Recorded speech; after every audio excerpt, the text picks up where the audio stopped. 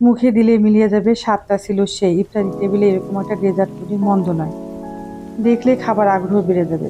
প্রিয় দর্শক, আমার আজকের রেসিপি সাবুদানার মালাই পুডিং। এটা বানানো সহজ এবং অল্প উপকরণে বানানো যায়, অনেক বেশি খরচের প্রয়োজন হয় না। সাবুদানা সবার বাসায় কম বেশি থেকে বানিয়ে নিতে পারেন। আসছে ঈদ, খুব একটা সহজ ডেজার্ট আইটেম। আমি বড় চামচ দিয়ে 1 চামচ নিয়েছি, ভিজে রেখেছিলাম।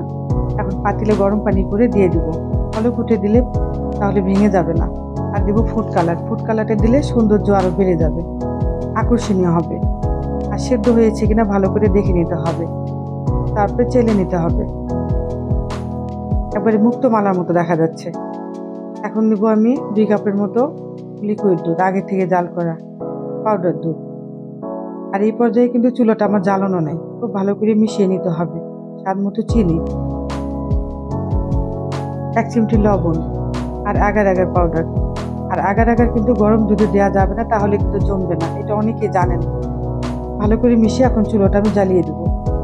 দুধটা একটু জাল হয়ে আসলে দিয়ে দেবো সাবুদানাগুলো। দেওয়ার পর 3 হতে 4 মিনিট জাল করেই হয়ে যাবে। আপনিও বাসায় ট্রাই করতে পারেন, ভালো লাগবে। এটা খেলে আপনার মনটা একেবারে ঠান্ডা হয়ে যাবে। এতটাই মজার এবং লোভনীয় একটা ডেজার্ট। সার্ভিং ডিশে ঢেলে আমি ফ্যানের বাতাসে রেখে দেব। ফ্রিজে রাখার কোনো প্রয়োজন নেই, এমনিতেই জমে যাবে।